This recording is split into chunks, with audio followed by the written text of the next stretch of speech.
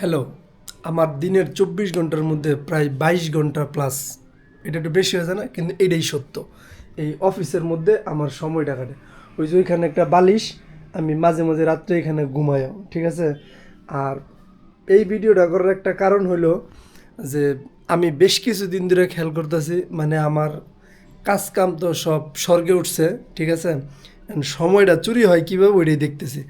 এখন আমি আজকে ঘুম থেকে উঠে আইসা এই যে বই পড়লাম, আর চুপচাপ একটু বসলাম, আর একটু নিয়ত করলাম যে আমার আসলে এই মোবাইলে ওরকম আমি টিকটক, ফেসবুকে রিলস বা ইনস্টাগ্রাম তো আমি ঢুকি না, ঠিক আছে? এগুলো তো দেখি না।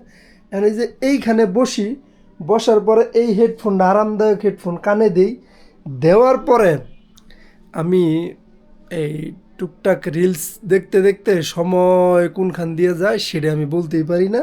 তো আমার কাছে মনে হলো যে আচ্ছা দেখি যে এই রিলস টিলস না দেখা অযথা বইসা থাকবো, তারপরও এই রিলস দেখবো না। আর আগে আমি মোটামুটি খুব ভালো পডকাস্ট দেখতাম।